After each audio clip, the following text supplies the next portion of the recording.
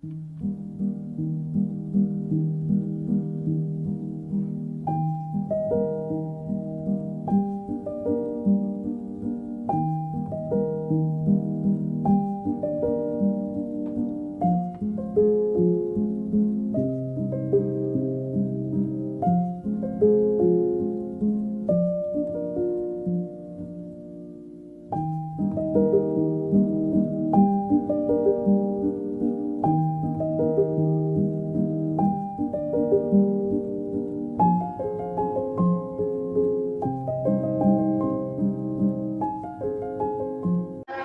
warahmatullahi wabarakatuh, Pak Bambang. Waalaikumsalam Bu Mita. Selamat pagi, Pak. Mohon maaf mengganggu waktunya. Nggih Bu Mita, tidak apa-apa. Apakah ada yang bisa saya bantu? Baik, Pak. Terima kasih. Di sini saya mendapatkan tugas sebagai calon guru penggerak angkatan 11 berkaitan dengan pengambilan keputusan berbasis nilai-nilai kebajikan sebagai pemimpin dalam modul 3.1 yang tengah kami pelajari. Kami mendapatkan tugas demonstrasi kontekstual untuk melakukan wawancara kepada 2 sampai 3 kepala sekolah untuk mendapatkan sebuah wacana tentang praktek pengambilan keputusan yang selama ini dijalankan, terutama untuk kasus-kasus yang dimana nilai-nilai kebajikan saling bersinggung atau kasus-kasus dilema etika yang sama-sama benar. Berdasarkan hal tersebut, apakah Pak Bambang pernah mengalami pengambilan keputusan yang berkaitan dengan dilema etika, Pak? Tentu saja pernah Bu Mita. Saya sebagai kepala sekolah tentu saja sering mengalami pengambilan keputusan yang melibatkan nilai-nilai kebajikan yang saling bersinggungan. Terkadang ada 2 hal yang menjadi bahan pertimbangan yang berbeda, tetapi kedua-duanya sama baiknya untuk dilaksanakan atau diputuskan Bu Mita. Baik, Pak. Selama ini bagaimana Pak Bambang dapat mengidentifikasi kasus-kasus yang merupakan dilema etika atau bujukan moral, Pak? Baik Bu Mita, jadi kasus yang saya hadapi itu harus dilihat dulu. Apakah ini benar-benar merupakan hal-hal yang sama-sama benar untuk dilakukan? Satu hal dikatakan benar dengan dasar nilai kebaikan yang berlaku, dan hal lainnya juga bisa dikatakan benar dengan dasar nilai kebaikan yang lain. Jika dua-duanya merupakan hal yang benar, maka dapat dikatakan sebagai dilema etika. Tapi jika keduanya merupakan hal yang benar sesuai aturan yang berlaku dan yang satunya merupakan pelanggaran peraturan yang berlaku, maka saya dapat menyebutnya sebagai bujukan moral. Karena hal tersebut jelas merupakan hal yang benar melawan hal yang salah. Begitu Bu Mita. Baik, Pak. Selama ini bagaimana Pak Bambang menjalankan pengambilan keputusan di sekolah ini, terutama untuk kasus-kasus di mana ada 2 kepentingan yang sama-sama benar atau sama-sama mengambil nilai kebajikan, Pak? Jadi sebelum memutuskan suatu penyelesaian masalah, tentu saja saya melakukan beberapa langkah pemikiran yang saya jadikan dasar pengambilan keputusan. Gitu Bu Mita. Baik, langkah-langkah atau prosedur seperti apa yang biasa Pak Bambang lakukan selama ini dalam menghadapi masalah tersebut, Pak? Ya begini Bu Mita ya. Jadi yang pertama-tama itu saya lihat dulu dan saya pastikan bahwa permasalahan yang saya hadapi itu benar-benar perbuatan yang sama-sama benar untuk dilakukan, ataukah hal yang benar melawan hal yang salah untuk dilakukan, atau kata lain merupakan dilema etika ataukah bujukan moral seperti yang Bu Mita katakan sebelumnya. Kemudian saya lihat kembali siapa saja yang akan terlibat dalam hal ini. Jika ini berkaitan dengan sebuah nilai kebaikan atau berkaitan dengan aspek moral, maka saya merasa itu bertanggung jawab dalam pengambilan keputusan tersebut. Ya. Bisakah Pak Bambang memberikan contoh nyata sebagai pemisalan dalam pengambilan keputusan dalam dilema etika yang Pak Bambang hadapi? Jadi misalnya saya pernah menghadapi situasi di mana dinas pendidikan kabupaten itu mengadakan diklat dan saya harus memutuskan siapa yang berangkat untuk melaksanakan diklat tersebut. Nah, dalam hal ini ada dua guru PNS yang menjadi pertimbangan saya, di mana keduanya sama-sama menginginkan untuk mengikuti diklat tersebut. Karena SPPPL yang akan diperoleh itu akan dapat digunakan sebagai pengajuan angka kredit dalam pengajuan kenaikan pangkat. Jika saya menunjuk satu dan memang harus menunjuk salah satu dari mereka, maka salah satunya akan tinggi dan akan menunjukkan gesekan dalam suasana sekolah saat ini. Jika hal ini terjadi, saya sebagai kepala sekolah juga akan dijadikan alasan mereka sebagai dasar gesekan yang terjadi di lingkungan sekolah. Sedangkan saya dalam membuat keputusan itu sudah memberikan pengertian kepada dua guru tersebut dan saya harapkan mereka itu menyadari atau memakluminya. Tapi yang terjadi di lapangan ternyata berbeda. Guru yang saya tunjuk ini benar-benar tidak suka dengan keputusan yang saya ambil dan berkata-kata di belakang saya dan bahkan membuat status di story WA yang menyebutkan saya. Saya merasa tidak enak juga dalam masalah itu. Baik. Apakah Pak Bambang melakukan pengujian benar dan salah dalam pengambilan keputusan tersebut, Bapak? Pengujian yang seperti apa maksudnya ya, Bu? Uji legal, Pak. Misalnya, apakah ada unsur pelanggaran hukum dalam situasi tersebut? Jelas tidak ada, Bu, itu.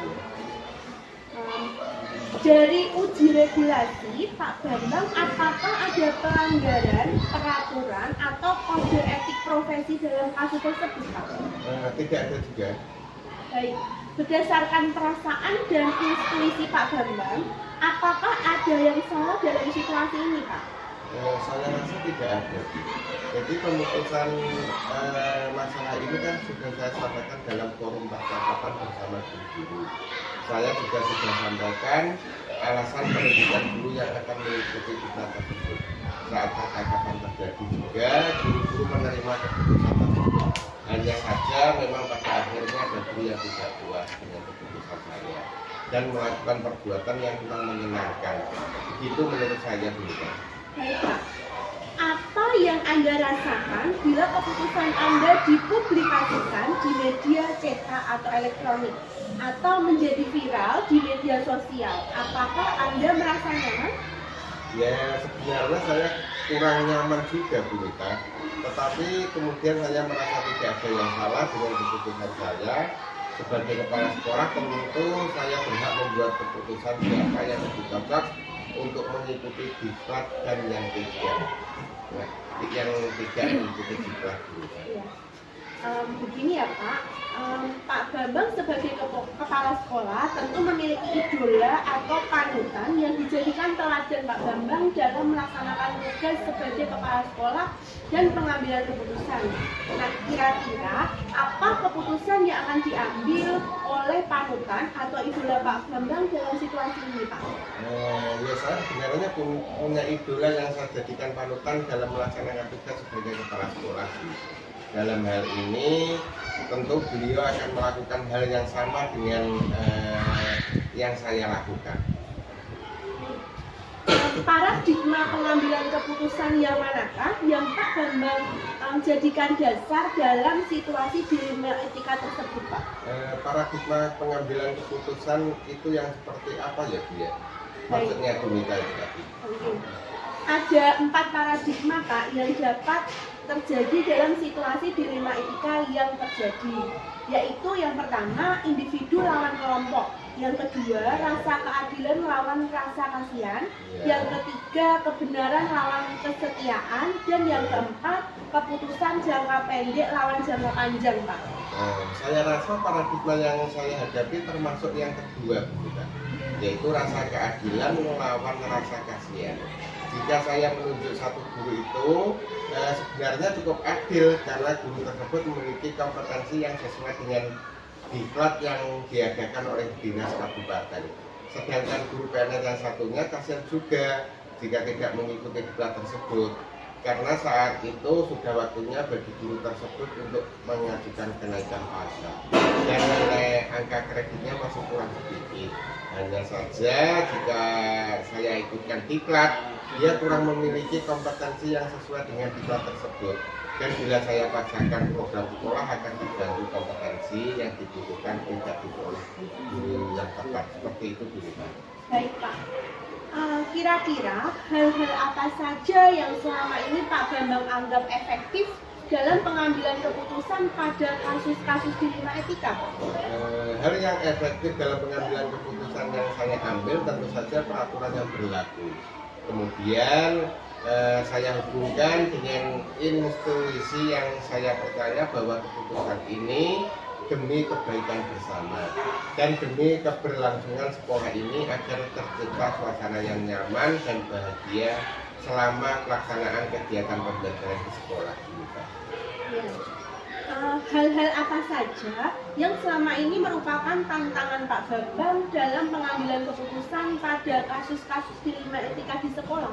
Ya itu tadi Bu Mita, pada saat saya bawa ke pembicaraan dalam forum percakapan guru-guru, semua setuju dan tidak mempermasalahkan keputusan yang telah diambil. Tapi setelah diambil keputusan ternyata ada guru yang tidak puas dan melakukan perbuatan yang kurang menyenangkan. Seperti ini kan sebaiknya dibahas dalam forum percakapan, bukan berkata-kata di belakang saya dan membuat status di story WA seperti itu ya Bu Mita. Apakah Pak Bambang memiliki sebuah tata kala atau jadwal tertentu dalam sebuah penyelesaian kasus dilema etika? Misalnya, apakah Pak Bambang langsung menyelesaikan di tempat atau memiliki sebuah jadwal untuk menyelesaikannya? Bentuk atau prosedur seperti apa yang Anda jalankan, Pak? Tidak ada Bu Mita. Jadi itu situasional saja, menyesuaikan situasi dan kondisi di sekolah. Ya. Adakah seseorang atau faktor-faktor apa yang selama ini mempermudah atau membantu Pak Bambang dalam pengambilan keputusan dalam kasus-kasus dilema etika, Pak? Faktor utamanya jelas peraturan yang berlaku, disertai kerjasama yang baik antar guru-guru sekolah. Tentu saja semua dapat berjalan dengan baik dan sesuai dengan peraturan yang ada. Baik. Dari semua hal yang telah disampaikan tadi, Pak Bambang, kira-kira pembelajaran apa yang dapat dipetik dari pengalaman Bapak ketika mengambil keputusan dilema etika tersebut, Pak? Jadi begini ya Bu Mita, semua yang terjadi dan saya putuskan merupakan tanggung jawab saya sebagai kepala sekolah. Apapun yang saya putuskan itu semua didasari rasa peduli terhadap apa yang terjadi di sekolah. Dalam saya memutuskan suatu hal bukan semata-mata karena pilih kasih atau membenci satu guru tertentu, tetapi demi kebaikan bersama. Walaupun kita tidak serta-merta memenuhi apa yang menjadi keinginan semua orang, tentu ada hal-hal yang dijadikan pertimbangan dan semua pasti saya sampaikan dalam forum percakapan. Dalam situasi non formal atau dalam situasi formal bisa melalui rapat kerja sekolah juga. Ya. Baiklah, saya rasa cukup sekian dulu wawancara yang saya lakukan. Ini Pak Bambang, saya mohon maaf jika ada tutur kata ataupun perilaku yang kurang berkenan di hati Pak Bambang.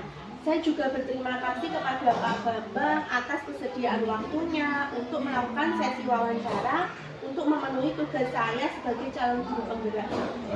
Terima kasih kembali Bu Mita. Saya juga mohon maaf jika ada kesalahan dalam kata-kata saat menyampaikan informasi pada Bu Mita. Saya pribadi merasa senang telah dapat membantu Bu Mita. Semoga informasi yang saya sampaikan dapat bermanfaat bagi Bu Mita di masa yang akan datang. Baik, terima kasih Pak Bambang. Selamat pagi. Selamat pagi juga Bu Mita dan selamat melanjutkan aktivitas. Siap Pak Bambang. Wassalamualaikum warahmatullahi wabarakatuh. Waalaikumsalam warahmatullahi wabarakatuh. Terima kasih ya Pak.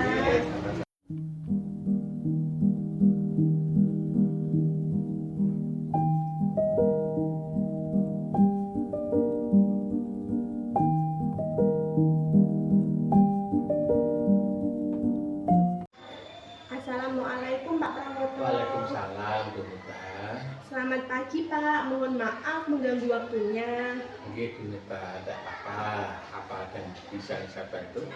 Terima kasih Pak Prawoto. Di sini saya mendapatkan tugas sebagai calon guru penggerak angkatan 11 berkaitan dengan pengambilan keputusan berbasis nilai-nilai kebajikan sebagai pemimpin dalam modul 3.1 yang tengah kami pelajari Pak. Kami mendapatkan tugas demonstrasi kontekstual untuk melakukan wawancara kepada 2-3 kepala sekolah untuk mendapatkan sebuah wacana tentang praktek pengambilan keputusan yang selama ini dijalankan, terutama untuk kasus-kasus yang dimana nilai-nilai kebajikan saling bersinggungan atau untuk kasus-kasus dilema etika yang sama-sama benar. Berdasarkan hal tersebut, apakah Pak Prawoto pernah mengalami pengambilan keputusan yang berkaitan dengan dilema etika, Pak? Tentu saja pernah, Bu Neta. Saya sebagai kepala sekolah tentu saja sering mengalami pengambilan keputusan yang melibatkan nilai-nilai kebajikan yang saling bersinggungan. Terkadang ada dua hal yang menjadi bahan pertimbangan yang berbeda, tetapi kedua-duanya sama baiknya untuk dilaksanakan atau diputuskan. Baik, selama ini bagaimana Pak Prawoto dapat mengidentifikasi kasus-kasus yang merupakan dilema etika atau bujukan moral, Pak? Kasus yang saya hadapi harus dilihat dulu apakah ini benar-benar merupakan hal-hal yang sama-sama benar untuk dilakukan atau satu hal dikatakan benar dengan dasar nilai kebaikan yang berlaku dan hal lainnya yang juga bisa dikatakan benar dengan dasar lain. Jika dua-duanya merupakan hal yang benar, maka dapat dikatakan sebagai dilema etika. Tapi jika keduanya merupakan hal yang benar sesuai aturan yang berlaku dan yang satunya merupakan pelanggaran peraturan yang berlaku, maka saya dapat menyebutnya sebagai bujukan moral karena hal tersebut jelas merupakan hal yang benar dan melawan hal yang salah. Baik, selama ini bagaimana Pak Prawoto menjalankan pengambilan keputusan di sekolah ini, Pak? Terutama untuk kasus-kasus di mana ada dua kepentingan yang sama, baik itu sama benar atau sama-sama mengandung nilai kebajikan. Sebelum memutuskan suatu penyelesaian masalah, tentu saja saya melakukan beberapa langkah pemikiran yang saya jadikan dasar pengambilan keputusan saya, Bu Neta. Baik Pak, langkah-langkah atau prosedur seperti apa yang biasa Pak Prawoto lakukan selama ini dalam menghadapi masalah tersebut? Ya, yang pertama saya lihat dulu dan saya pastikan bahwa permasalahan yang saya hadapi benar-benar perbuatan yang sama-sama benar untuk dilakukan ataukah hal yang benar melawan hal yang salah yang dilakukan, atau kata lain merupakan dilema etika ataukah bujukan moral seperti yang Bu Mita katakan sebelumnya. Kemudian saya lihat kembali siapa sajakah yang akan terlibat dalam hal ini. Jika ini berkaitan dengan sebuah nilai kebaikan atau berkaitan dengan aspek moral, maka saya merasa ikut bertanggung jawab dalam pengambilan keputusan tersebut. Demikian, Bu Neta. Baik, bisakah Pak Prawoto memberikan contoh nyata sebagai permisalan dalam pengambilan keputusan dalam dilema etika yang Pak Prawoto hadapi, Pak? Misalnya saya pernah menghadapi situasi di mana saya harus menandatangani rapot kenaikan siswa kelas 2. Menurut guru kelas 2, siswa tersebut sangat kurang dalam hampir semua nilai akademik. Guru kelas 2 menyatakan bahwa anak tersebut tidak layak untuk naik kelas 3. Kemudian saya teringat bahwa dalam praktek pembelajaran kurikulum 13 ada aturan yang menyatakan bahwa setiap anak harus naik kelas. sudah tidak ada lagi anak sekolah yang tidak naik kelas di sekolah-sekolah. Di sini saya merasakan dilema yang cukup berat. Di satu sisi memang anak yang dimaksud tersebut memang tidak layak untuk naik kelas karena memang nilai akademik di setiap pelajaran masih jauh di bawah nilai KKM. Sedangkan di sisi lain saya dituntut untuk menaikkan seluruh siswa di sekolah karena adanya tuntutan peraturan yang berlaku dalam kurikulum 13 yang sedang berjalan. Baik. Apakah Pak Prawoto melakukan pengujian benar dan salah dalam pengambilan keputusan tersebut? Pengujian yang seperti bagaimana maksudnya Bu Mita? Baik, uji legal Pak. Misalnya apakah ada unsur pelanggaran hukum dalam situasi tersebut? Jelas tidak ada Bu Mita. Pemberian nilai raport dan penentuan anak untuk naik kelas atau tidak merupakan hak atau penilaian sepenuhnya oleh guru kelas. Dan saya sebagai kepala sekolah mengetahui saja. Baik, dari uji regulasi, apakah ada pelanggaran peraturan atau kode etik provisi dalam kasus tersebut? Dari kode etik mungkin bisa dibilang ada. Karena bila kita memberikan nilai palsu kepada siswa hanya untuk memanipulasi nilai raport agar anak tersebut naik kelas, itu adalah sebuah pelanggaran terhadap profesionalitas jabatan guru. Baik, berdasarkan perasaan dan institusi Pak Prawoto, apakah ada yang salah dalam situasi ini, Pak? Itu antara ada dan tidak ada. Karena memberikan nilai palsu pada raport itu jelas tidak sesuai dengan nilai profesionalisme seorang guru. Tetapi bila ada anak yang tidak naik kelas pada sekolah yang kita pimpin, itu juga menunjukkan nilai yang kurang pada profesionalitas kita sebagai guru. Padahal guru kelas saya sudah berusaha sebaik mungkin dalam memberikan pelajaran kepada murid-muridnya. Dan anak yang dimaksud memang kurang dapat menangkap materi pelajaran yang telah diberikan guru. Ya.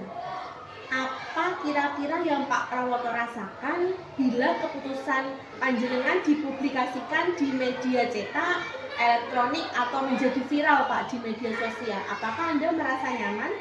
Ya, saya nyaman-nyaman saja. Tidak ada yang salah dengan keputusan saya untuk menaikkan anak tersebut dulu, Pak. Iya, begini nih Pak Prawoto, sebagai kepala sekolah tentu memiliki idola atau panutan yang dijadikan teladan Pak Prawoto dalam melaksanakan tugas sebagai kepala sekolah dan pengambilan keputusan. Kira-kira apa keputusan yang akan diambil oleh panutan atau idola Pak Prawoto dalam situasi ini, Pak? Iya, saya sebenarnya punya idola yang saya jadikan panutan dalam melaksanakan tugas sebagai kepala sekolah BK. Dalam hal ini, tentu beliau akan melakukan hal yang sama dengan hal yang saya lakukan. Baik, paradigma pengambilan keputusan yang manakah yang Pak Prawoto jadikan dasar dalam situasi dilema etika tersebut, Pak? Paradigma pengambilan keputusan itu yang seperti apa yang Bu Mita maksudkan? Oh iya Pak, ada 4 paradigma yang dapat terjadi dalam situasi dilema etika. Nah, yaitu yang pertama Pak, individu lawan kelompok, kemudian yang kedua rasa keadilan lawan rasa kasihan, kemudian yang ketiga kebenaran lawan kesetiaan, dan yang keempat itu keputusan jangka pendek lawan jangka panjang. Saya rasa paradigma yang saya hadapi termasuk yang kedua Bu Mita, yaitu rasa keadilan lawan rasa kasihan.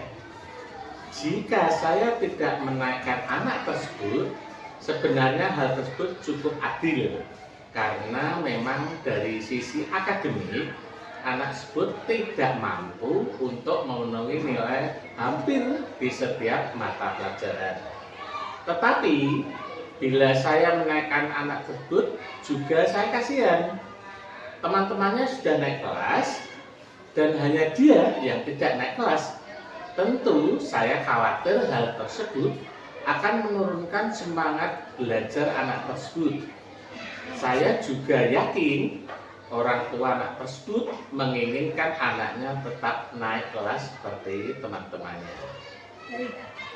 Kira-kira hal-hal apa saja yang selama ini Pak Prawoto anggap efektif dalam pengambilan keputusan pada kasus-kasus dilema etika, Pak?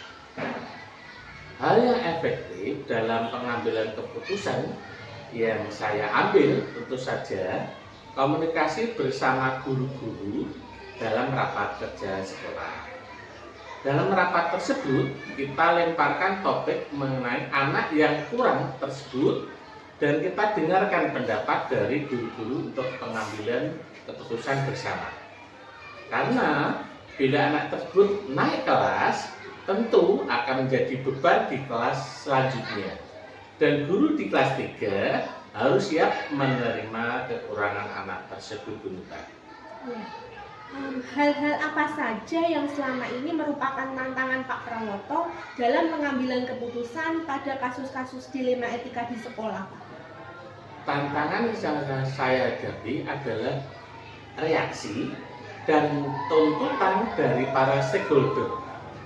Tentu sesuai peraturan yang berlaku dalam pelaksanaan kurikulum 13 telah disepakati bahwa tidak ada lagi anak yang tidak naik kelas di sekolah-sekolah. Orang tua murid juga pastinya menginginkan anaknya tetap naik kelas, meskipun tahu bahwa anaknya kurang memenuhi nilai KKM dalam pembelajaran di kelasnya. Ya. Apakah Pak Prawoto memiliki sebuah tata kala atau jadwal tertentu dalam sebuah penyelesaian kasus dilema etika? Tidak ada, Bu Nuta. Oh iya, misalnya apakah Pak Prawoto langsung menyelesaikan di tempat atau memiliki sebuah jadwal untuk menyelesaikannya seperti bentuk atau prosedur seperti apa yang panjenengan jalankan, Pak? Tidak ada, Bu Nuta. Situasional saja, menyesuaikan situasi dan kondisi di sekolah. Adakah seseorang atau faktor-faktor apa yang selama ini mempermudah atau membantu Pak Prawoto dalam pengambilan keputusan dalam kasus-kasus dilema etika, Pak?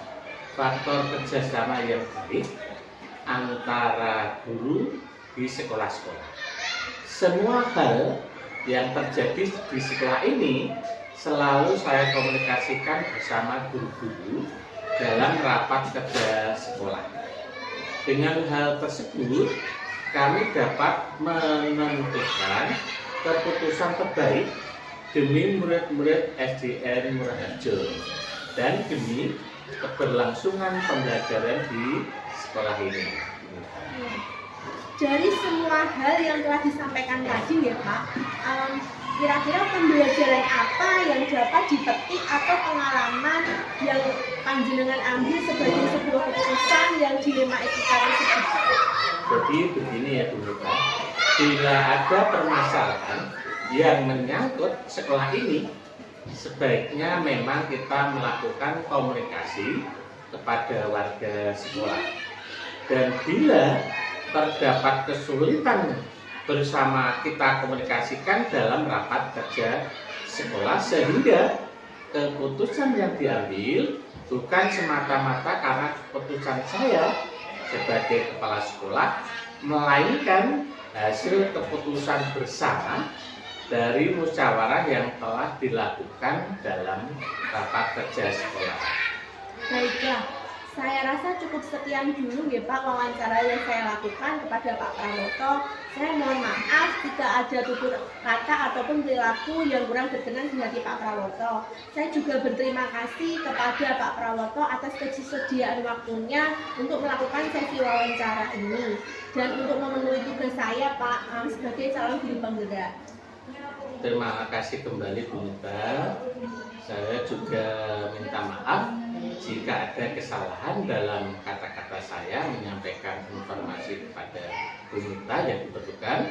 Saya pribadi merasa senang telah dapat membantu Bu Mita. Semoga informasi yang saya berikan dapat bermanfaat bagi Bu Mita di masa yang akan datang. Baik. Terima kasih Pak Prawoto, selamat pagi. Monggo Bu Mita, selamat pagi dan selamat menjalankan aktivitas. Siap Pak Prawoto. Wassalamualaikum warahmatullahi wabarakatuh. Waalaikumsalam warahmatullahi wabarakatuh. Terima kasih Bu.